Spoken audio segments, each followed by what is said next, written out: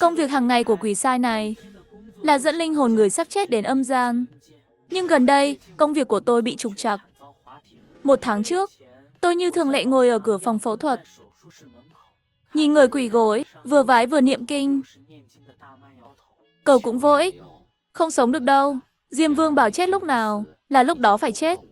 Đó là số mệnh, nhìn thoáng ra đi. Lúc này cửa phòng phẫu thuật mở. Tôi đứng dậy chuẩn bị dẫn hồn. Không ngờ lại có một bác sĩ bước ra. Ca phẫu thuật thành công, có nghĩa là gì? Tôi vội lật danh sách công việc. Tên người sắp chết đã biến mất. Tôi làm nghề 99 năm. Lần đầu gặp chuyện này. Chuyện gì vậy? Người này được cứu sống. Sao dám cướp người của Diêm Vương? Không biết có phải ảo giác. Bác sĩ đó nhìn về phía tôi, rồi rời đi không biểu cảm. Từ hôm đó, số linh hồn tôi dẫn đi ngày càng ít. Tên trong danh sách biến mất dần, đều được người đó cứu sống. Tôi vô cùng tức giận. Năm nay là năm cuối tôi làm quỷ sai. Chỉ cần hoàn thành nhiệm vụ, sẽ được đầu thai chuyển kiếp. Cuối cùng, đồng nghiệp lão lưu cho tôi ít thông tin hữu ích. Người này tên Cố Thủy, bác sĩ khoa tim mạch. Trước đây làm việc tại Bệnh viện Nhân dân An Thị. Cứu sống không ít người sắp chết. Được gọi là nỗi lo của quỷ. Vì ông ấy, mà quỷ sai lúc đó đều lo lắng. Phải làm thêm 2-3 năm nữa mới đầu thai. Nhờ ông ấy chuyển viện. Nếu không, chẳng biết phải chờ bao nhiêu năm mới hoàn thành nhiệm vụ. Lão Lưu là quỷ sai khu vực bên cạnh. Bình thường thích giao lưu. Biết nhiều hơn tôi. Sao lại vậy? Không có cách khác sao? Chẳng hạn dùng chút mánh khóe trong lúc phẫu thuật. Bác sĩ cứu người. Trên người có hào quang. Yêu ma quỷ quái không lại gần được. Đúng là nỗi lo của quỷ, không thể ngồi chờ chết được. Tôi quyết định vào phòng phẫu thuật để tìm hiểu kỹ càng. Trong phòng phẫu thuật lúc này là một cô gái trẻ, mặt mày tái nhợt, mắt nhắm nghiền. Tôi nhìn danh sách công việc. Có Như Yên, 19 tuổi, chết vì bệnh tim. Tôi khoanh tay đi quanh người này. Mong lần này thành công. Cửa phòng phẫu thuật mở. Y tá mặc đồ phẫu thuật bước vào. Tôi biết anh ta không thấy tôi, nhưng vẫn lại gần. Bác sĩ Cố, nhờ anh hôm nay làm nhanh lên chút, để tôi nhanh về nhà. Không biết có phải ảo giác. Động tác của y tá dừng lại chút. Mày nhíu lại. Lúc này y tá gọi. Bác sĩ Cố, bắt đầu chưa? Y tá lau tay mồ hôi, khử trùng tay đeo găng. Tôi bắt đầu phấn khích. Nhanh lên, chỉ cần dao cắt xuống là tôi có thể dẫn hồn đi. Không ngờ anh ta bất ngờ lên tiếng. Tôi và đồng nghiệp y tá nhìn về phía anh ta. Bác sĩ Cố, tôi không nói. Không nói với cô. Tôi chớp mắt, mặt đầy nghi ngờ. Bác sĩ Cố này không phải có vấn đề gì chứ? Mặt bác sĩ Cố có vẻ tối lại, nhìn về phía tôi. Ra ngoài, ánh nhìn lần này chính xác rơi vào tôi. Tôi sững sờ. Anh thấy tôi sao? Quá ngạc nhiên, nên tôi không biết khi nào mình bước ra ngoài. Tôi nhìn quanh, thấy có gì đó lạ. Bình thường ngoài cửa có nhiều người nhà chờ. Sao lần này không có ai? Không có ai càng tốt. Không biết bao lâu sau, cửa mở. Tôi vội nhìn vào. Đừng nhìn nữa, người không chết. Nói xong anh ta rời đi. Tôi đứng yên. Sao tôi chịu được? Nên tôi bước nhanh theo. Anh đi đâu? Khi nào anh thấy tôi?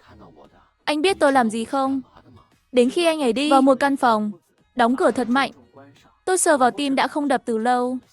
Thật đáng sợ, bệnh tim của tôi suýt bị anh hù chết. Rồi bước qua cánh cửa, cười và nói, không ngờ đúng không? Tôi có thể đi qua tường. Nói xong, tôi ngẩng lên thấy y tá đang cởi đồ. Tôi vội che mặt. Anh đang làm gì vậy? Y tá từ từ cởi đồ phẫu thuật. Nói 3 chữ, thu phục cô. Ha ha, chẳng buồn cười chút nào. Tôi nghĩ nếu bác sĩ nhìn thấy tôi, thì việc này dễ rồi. Nói chuyện với anh ta. Sau này anh ta đừng cứu người tôi cần dẫn đi. Tôi hoàn thành KPI, rồi đầu thai, chẳng phải rất tốt sao? Quyết định, tôi đi theo câu chuyện về nhà. Câu chuyện quay đầu đột ngột và cởi giày. Tôi ngạc nhiên, tôi là ma chứ không phải người. Đi lại không chạm đất, cần gì cởi giày. Định cãi lại, nhưng gặp ánh mắt lạnh lùng. Sợ quá, tim tôi rung lên, vội cởi giày. Tự nhủ, không được để lão Lưu biết chuyện này. Mất mặt lắm. Tôi ngoan ngoãn ngồi trên ghế, chờ nói chuyện với câu chuyện. Không ngờ sau khi vào, y tá không để ý đến tôi. Tự thay đồ, tắm rửa, đi ngủ. Rõ ràng không coi tôi ra gì. Các bạn, tôi xông vào phòng ngủ. Tôi hét vào người đàn ông đang nằm yên trên giường. Cố Thủy, anh biết tôi là ai không? Cố Thủy không mở mắt. Mê mơ, xem như trả lời, có lẽ phải dạy cho anh ta một bài học. Tôi cử động cổ cứng ngắc, định biểu diễn xoay đầu 360 độ. Thì cổ bị ai đó bóp. Tôi chết lặng. Có chuyện gì thì đợi tôi tỉnh rồi nói. Giờ yên lặng chút được không? Tôi vô thức gật đầu. Để anh ta buông ra. Có lẽ không tin tôi. Y tá bóp mạnh, kéo tôi lên giường. Tôi không dám thở mạnh. Co rúm lại như con chim cút. Một lát sau, y tá thở đều. Chắc ngủ rồi. Tôi mới thở phào. Rón rén giúp người ra. Nhưng trong lòng tôi rất sốc. Cố Thủy không chỉ nhìn thấy tôi, mà còn chạm vào tôi. Lão Lưu từng nói, ở nhân gian có thể nhìn thấy ma quỷ. Ngoài người có mắt âm dương, là người sắp chết. Cố Thủy thuộc loại nào? Ngủ đến chiều tối mới tỉnh. Tôi đang ngồi phòng khách vừa ăn hạt dưa vừa xem tivi. Thấy Cố Thủy ra liền chạy tới. Anh tỉnh rồi, sao anh còn ở đây?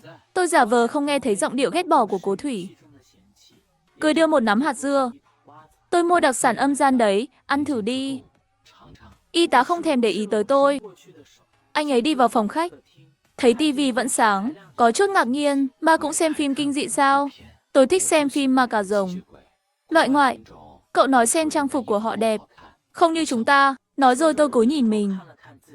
Rất không hài lòng, đã là lúc nào mà còn mặc thế này, không cập nhật chút nào. Nói đi, theo tôi làm gì?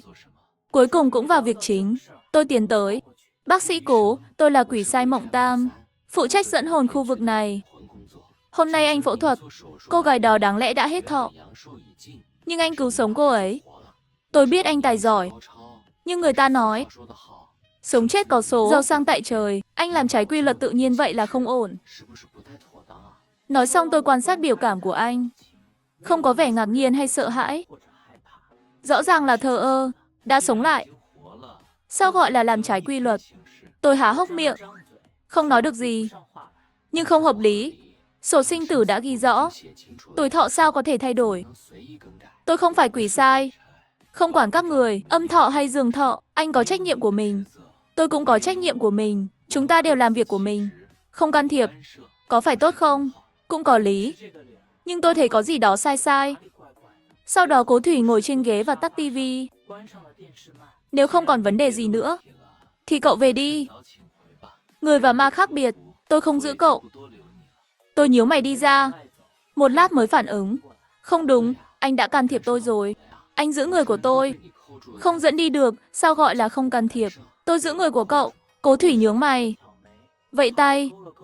Có thể là cậu nhớ không rõ. Nên tôi mới có cơ hội. Thật tức chết. Chửi tôi được. Nghi ngờ khả năng của tôi thì không. Nhưng nghĩ mãi, không có ví dụ cụ thể. Chứng minh năng lực của mình. Đánh tức giận bỏ đi. Người ta nói biết mình biết ta trăm trận trăm thắng. Về đến âm phủ, tôi liền tìm thông tin của Cố Thủy trong hệ thống. Nhưng tìm 2 lần. Không có thông tin. Không thể nào. Lão Lưu, hệ thống bị lỗi à? Lão Lưu cũng tìm cùng tôi 2 lần. Rồi lắc đầu. Theo tôi, người này không đơn giản. Tôi khuyên cậu đừng động vào. Tôi không muốn động vào anh ta. Nhưng bây giờ là anh ta đang làm khó tôi. Một vị thần sống như vậy. Có thể một mình giảm tỷ lệ tử vong 1/2. Cứ tiếp tục như vậy, năm sau tôi không hoàn thành chỉ tiêu. Cùng lắm cậu làm thêm 2 năm như bên em Thị. Dù sao cũng đã 100 năm rồi. Lúc đó cùng tôi đầu thai. Biết đâu chúng ta làm hàng xóm. Tôi không thể làm thêm 2 năm. Không kịp. Lão Lưu nghe vậy, ngạc nhiên, cậu vội đầu thai vì chuyện gì? Tôi có ước hẹn với người ta. 100 năm phải đầu thai. Lão Lưu ngạc nhiên, cậu nhớ nhầm rồi. Chúng ta đều uống canh mạnh bà. Làm sao còn nhớ ước hẹn? Chắc là cậu mơ thôi. Không phải, làm quỷ sai 100 năm rồi đầu thai. Có người đang đợi tôi, nhưng người đó là ai? Tôi không nhớ ra.